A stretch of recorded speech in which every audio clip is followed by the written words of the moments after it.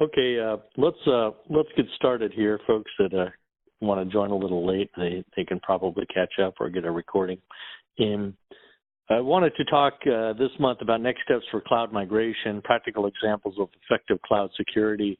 And this is really a follow-on from a presentation that Clango did back in April, where we talked about some of the issues around migration to cloud. And some of the feedback we had gotten from the April presentation was that there wasn't any kind of prescriptive guidance that we provided in terms of, okay, well, gee, you know, you've pointed out all of these issues or these problems. What are we supposed to do about them, kind of thing.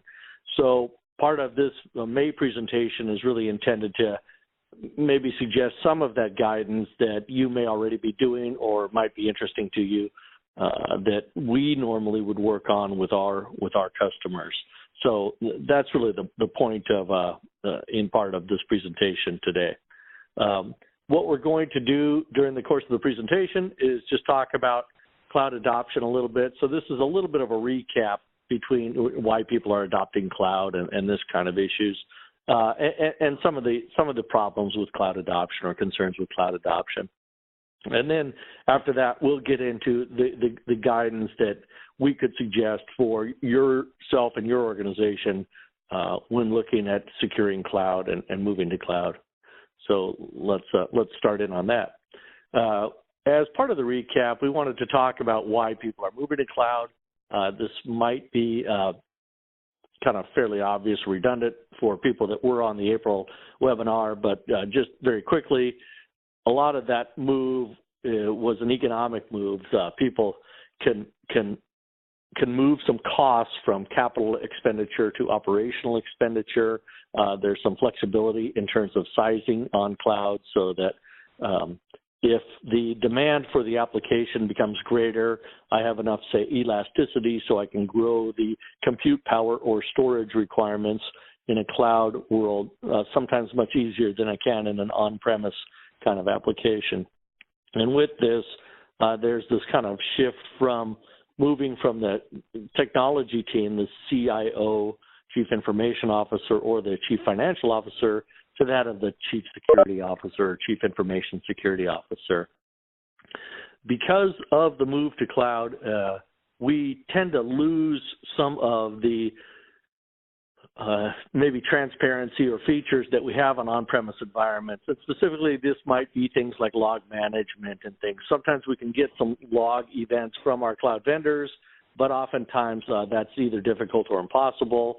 And so in order to control and understand information security, we have to look at other elements of our information security program, one of those elements being identity management. So identity management moves from this kind of nice-to-have feature to closer to a must-have as we're migrating from on-prem to cloud type of applications. There are various security concerns with integrations. There's trust models, or this kind of notion of shared trust models between ourselves and our cloud vendors that we really need to understand in order to realize where the demarcations are between what's our responsibilities and what's the cloud vendor's responsibilities, and does that really kind of absolve us or remove any risk from our environment? Generally, the consensus is no. We still own the risk, but we have to understand which parts of the technology are being managed by the cloud vendors, and we need to understand that fairly specifically. And then finally, how do we kind of protect some of this identity data? Obviously, with the European general data protection requirements that are coming into effect actually tomorrow, there are some privacy concerns and concerns over our sensitive data. Some of the certifications that we might need for regulatory requirements, like who has access to what and how was that access granted and how did you prove that those accesses were granted, these kinds of certifications sometimes become more complex as we're moving from on-prem to cloud. This is, again, kind of a recap slide, so apologies if this is a little redundant, but really quickly we can move to some of these issues. So whether we're talking SaaS or security, cloud services, services as a service or applications as a service, excuse me, or we're talking PaaS or IaaS, platform or infrastructure as a service kind of thing, or we're looking at the cloud to actually provide security services to us, either in the form of a security operations center or a security incident event management service. We need to kind of look at, the various issues in each of these kind of models. And really what we're seeing, of course, is this move away from a network or perimeter-centric security to more of a data and identity-centric focus. Common concerns, of course, are that other organizations besides IT or information security can create these relationships with cloud vendors. And so this notion of shadow IT, where there's unsanctioned services being provided to the organization, might be occurring from various divisions or departments. So how do we discover those, and how do we control those, or at least understand what's taking place there, so we know that we have the adequate security controls in place for these kind of environments? We'll go on to the next slide, a little bit more about the shadow IT. Beyond those concerns, then the data concerns, what data is being stored, transferred, downloaded, and shared, and what are these threats, right? There's obviously the existing threats we have with on-prem type of environments, but are there different threats, and how do we need to handle or address those different threats? So we talked about shadow IT in the previous slide, and certainly we can go around and identify those services that are being provided that may not be sanctioned by our information team or our information security team. But at some level, we have to recognize that there's always going to be some types of shadow IT. And what do I mean by that? What's meant is, as employees in the organization, we might have our own kinds of work that we're doing both within the enterprise environment and outside of the enterprise environment. And so, say myself as an individual, I might have a Dropbox account that I use for, let's say, photo uploading or whatever I need my Dropbox account for. And this is just a simple example, of course, but the fact is that all of us are working with these individuals, these employees, and we only have, really kind of partial control under what these folks are doing. And that's not necessarily a bad thing. A lot of ideas might be coming from outside of the enterprise or outside of the organization. But there's always going to be this kind of area where some of the information management we can control and some we simply can't, because our employees are doing things on their own. Again, this isn't necessarily a bad thing. It's simply acknowledging reality. In the same way, some vendors are talking about this pristine environment where with a single identity, we can have access to multiple cloud vendors and on-premise solutions. And certainly part of that is true, but the reality is, of course, that the world's not quite that clean or pristine. Each of us have identities into various social networks and other non-enterprise related environments. So I might have a LinkedIn account or a Facebook account or a Twitter account kind of thing. So there's always kind of this notion that there will be multiple identities for the same person, the same individual. Sometimes vendors try to kind of promote their products as, this is will make my cloud management quite simple. But the reality is that usually there's multiple cloud vendors, not just a single cloud vendor. And these vendors have different terminologies. These vendors have different agreements. These vendors have different demarcations as to what they're managing versus what the expectation is that we as the customers are managing. And so that management is never really that straightforward or easy from say, cloud security vendors might be promising. The last point here, managed from a single pane of glass.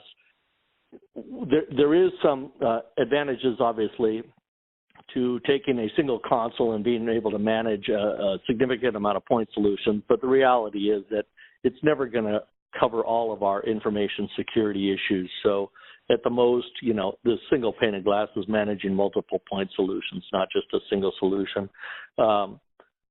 From a cloud center perspective, again, kind of getting back to this notion, the identity management information may be one of the few consoles, or maybe even the only console available in terms of knowing what users are getting into some of these environments and what users are working in some of these environments if I don't have access to things like log data or monitoring data or things like that.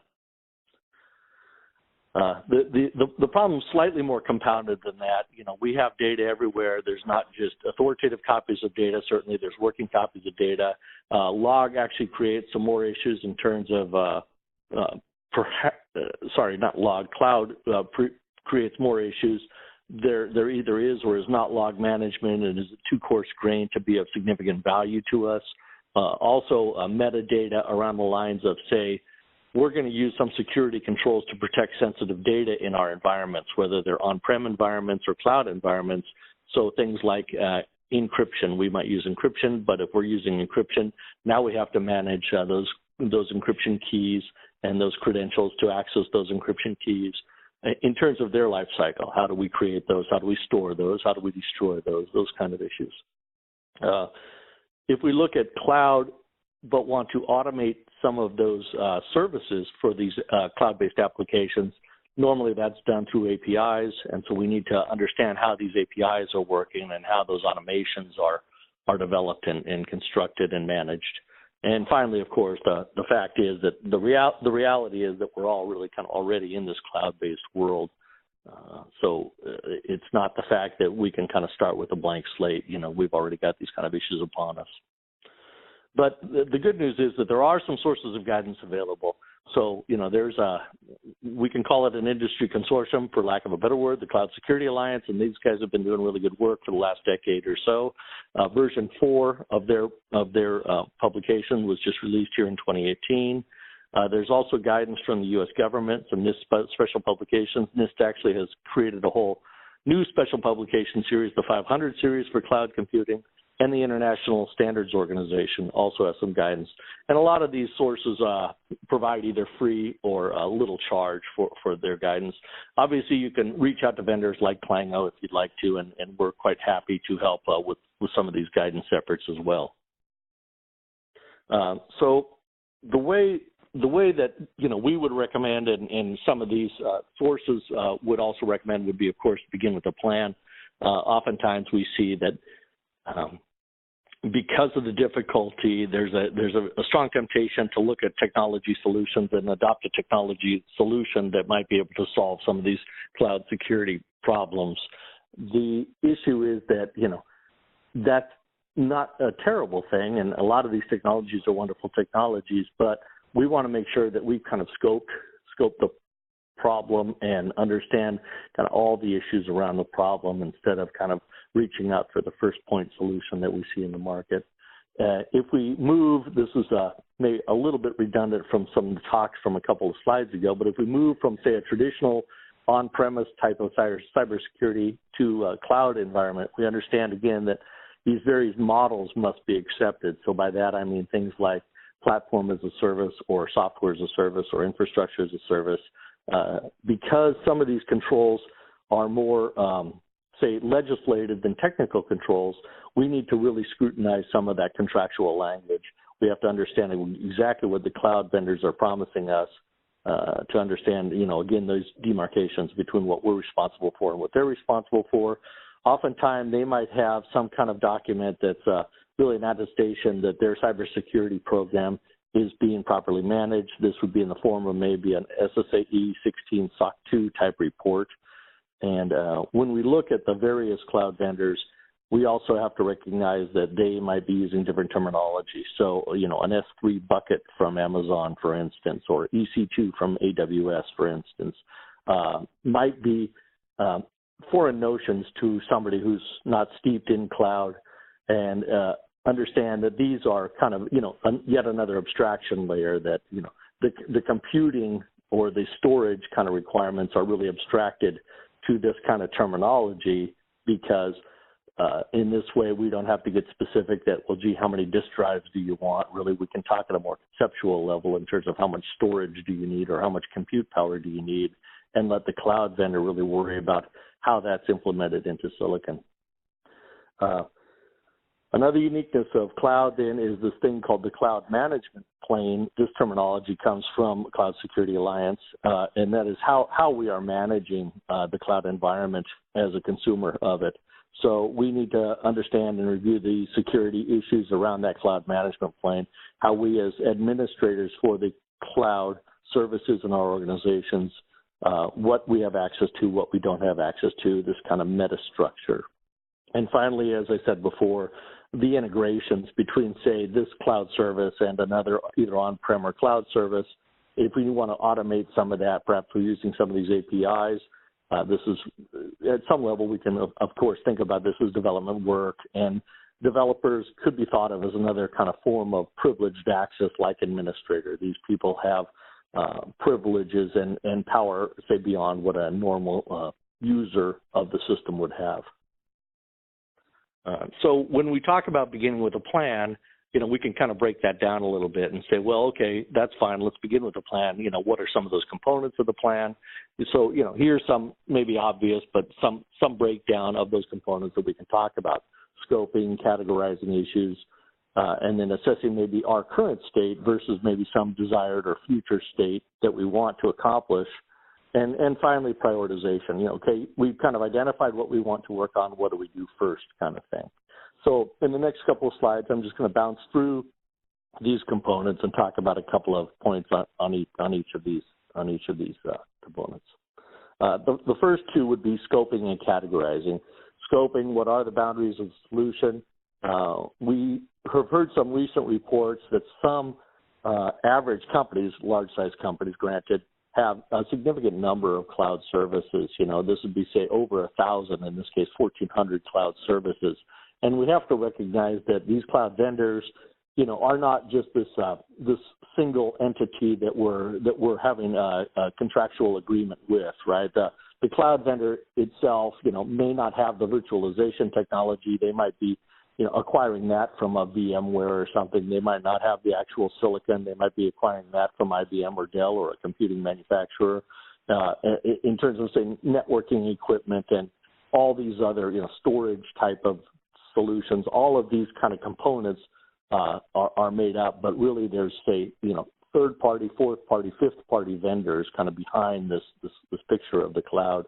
And we just have to, at least at some level, have an understanding for what they're doing there, how they're responsible for the information security in their cloud environments, and what they're committing to there. Beyond that, we want to understand what our data we want to put into the cloud and the users that we want to allow access into those applications. In terms of the data, we can categorize that using federal guidance. We can use the FIPS 199 categorization for data. We can look at it from, say, a risk perspective. So in terms of regulated data, like personal data or health records or credit card data, clearly these are kind of high risk kind of data sets that we would be concerned with. But there's also another notion of maybe high impact data. So corporate strategy, intellectual property, this kind of high value data to the organization that is not necessarily regulated by a governing organization. Beyond that, I talked prior about not only do we have an authoritative source or system of record, but we have working copies of the data. The way that the cyber world works, it's relatively trivial to make copies of data, and we need to sometimes understand where those copies might be residing, and do we have some kinds of basic record management program in place in our organization to protect some of those redundant copies of data. And if we don't, do we need to kind of take a look at that or work on that?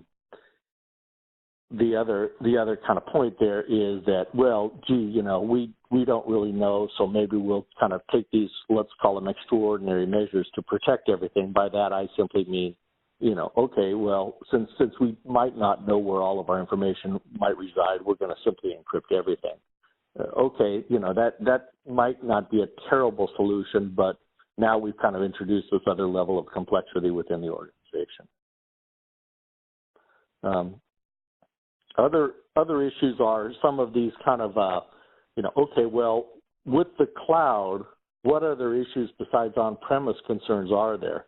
there's been a lot of publicity the last several years about people using publicly configured sites or environments or containers within these cloud environments to do some development work. And the problem is that there's bots or automated programs running around, and they're identifying these exposed environments. And what they do is they'll actually find perhaps some sensitive information that my team or your team's been working on that, we're simply not configured to be a private environment, but instead are exposed to the internet.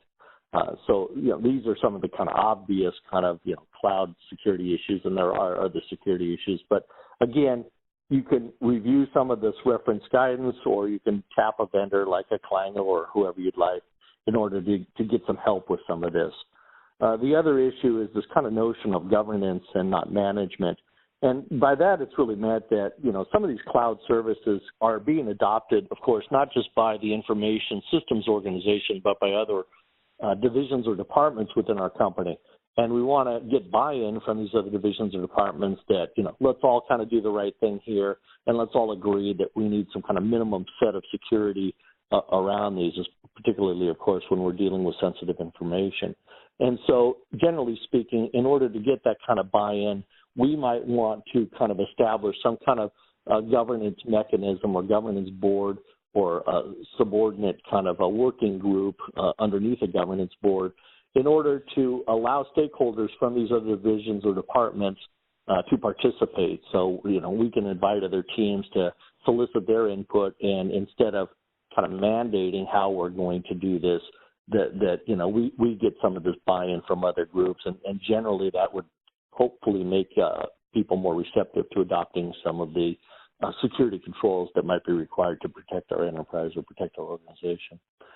And finally, there's this kind of thinking about current state and future state. So based on some of these reviews, maybe looking at some of the reference guidance or some input from a partner like a Clango or something, we can see that there might be gaps in our current state, and what do we want to address first, or what do we want to close those gaps? What is our desired state, and what's available from the vendors, the cloud vendors and the cloud security vendors? And so we can take a look at this and see if, well, is this something we can do in a relatively small project, or is this a kind of a bigger thing that we have to look at? And if it's a bigger thing, maybe we break it apart into multiple phases so that it's easier to adopt within our organization. And once we've kind of taken a look at some of those things, we might take a prioritization step. Typically, we see kind of this kind of risk kind of prioritization step. So, those highest impact data sets or assets within our organizations, and those highest vulnerabilities or risk components, maybe that's what we want to tackle first. And so for the, say, low impact, low vulnerability kind of work, well, gee, this is just a brochureware site, we don't really need to be terribly concerned about this. We can either kind of accept some of those risks or some of those vulnerabilities, or perhaps we just kind of attack them at a later date. Those are lower on the priority list. Another way to look at prioritization, if we'd like to, is we can include risk into this equation, but we can look at this as kind of a strictly kind of economic thing. How much work is it to do each of these things, and how much value are we getting out of it? So we can go through some very simple kind of mechanisms to understand this kind of equation of effort versus benefits achieved or value received for this work. And then once we create these prioritizations, we can then share it with maybe the broader team of all the stakeholders and make sure that the stakeholders agree that these prioritizations are appropriate for the enterprise or for the organization. If we need further justification, perhaps we need to maybe look at some funding for some of this. Maybe we need to generate a cost-benefit analysis or a business case, something like that. I'm going to go fairly quickly through these next couple of slides. This is just really going back to talk about the traditional cloud adoption pattern. And at this point, we see this where maybe the sales team's adopted Salesforce, operations wants to use ServiceNow, HR wants to use Workday, and the chief information officer or the IT team wants to use things like Box or Office 365. But because this traditional cloud adoption pattern took place, what seems to be kind of missing is this kind of notion of some information security oversight. So in this case, the CISO. So what we see is with, say, identity as part of this work, that we might have already had some identity governance built in on the on-prem side of the house. But as we move over, all of those same kind of services, provisioning, access request workflows, might also be required over in the cloud or the SaaS environments. And so we need to really kind of understand that, if we had some identity management in place, that how do we extend those out to the cloud, or do we need to look at adopting different technologies to extend those to the cloud? So what we see then is that, we could look at things like a CISSP kind of solution, a cloud access security broker. We could look at cloud identity management, some secure transaction policies, or cloud security incident and event management. And we could look at that as some kind of maybe feeding into a single dashboard, if we'd like to look at it that way. We talk about identity because it is pervasive in the organization. And so, this is a little bit of a slide to just kind of ask those on the webinar to say, gee, identity management is taking on greater importance with our migration to the cloud. And you might ask yourself, is this really being reviewed, and, to what extent in your own organization, if you wanted to. And I'll just bounce over the major bullets here. You can read the minor bullets. The credential management's another issue, user ID and password, or maybe some soft tokens or hardware tokens or cryptographic keys.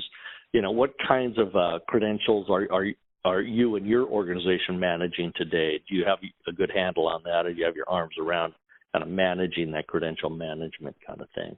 And finally, access, right? It's required, but it must be managed and governed. Do you know who has access to your organization? It's surprising for us sometimes to see that, what might be considered kind of an obvious, well, sure, of course we know who has access to these services or these parts of the organizations. Oftentimes, folks are a little bit surprised that maybe they don't have as clear a picture into that as they should. Again, the pervasiveness of the cloud, we're talking about identity in the cloud and for the cloud, and because of these other kind of major trends in the technology world today, things like analytics and big data, things like IoT, Internet of Things, mobility, getting more and more pervasive, and the compute power and the ability of our mobile devices to really manage, 80% or more of the work we do on a day-to-day basis, makes this kind of identity requirement just kind of a growing issue again, that, again, we're kind of focused on identity. And again, this isn't simply Clango saying this. A lot of the major vendors in the market have the same kind of messaging. So if this is of interest, we encourage you to go look at some of those regulatory sources. By all means, we'd love it if you want to start a communication with Clango. We'd love to talk to you about some of the things we might be able to do to help you out. It's certainly no charge to call us and discuss it with us if it is of interest to you. You can contact myself. My name's Steve Kruse at Clango, or if that's not appropriate, you're more than welcome to send an email to info@clango.com, and we'd be more than happy to take any and all questions that you might have and see if we can help you out. Thank you for your time today.